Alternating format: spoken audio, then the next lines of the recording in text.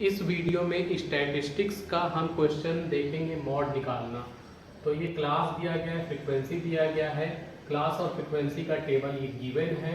इस टेबल से हमको मॉड फाइंड करना है। तो ये क्लास दी गई है और ये फ्रीक्वेंसी है। तो जब भी मॉड निकालते हैं तो सबसे पहले ऑब्जर्व करते हैं, देखते हैं कि फ्रीक्वेंसी, हाईएस्ट फ्रीक्वेंसी कितना है।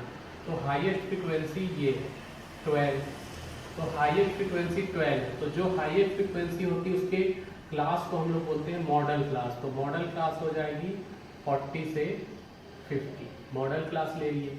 अब मॉडल क्लास में जो लोअर लिमिट होता है उसको L से शो करते हैं और इनके बीच का डिफरेंस जो है क्लास इंटरवल उसको H से शो करेंगे। तो यहाँ H निकल गया, L निकल गया।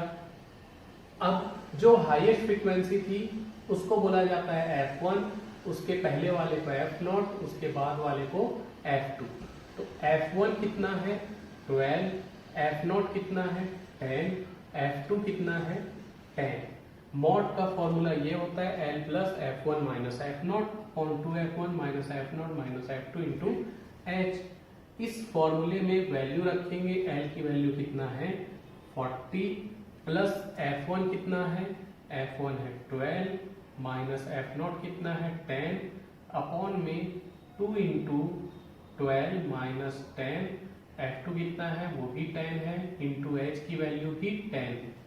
तो यहाँ बहुत केयरफुल होके सॉल्व करना है क्योंकि मैक्सिमम बच्चे यहाँ आके फिर इसको आगे गलत कर देते हैं। तो आगे इसको देखेंगे हम।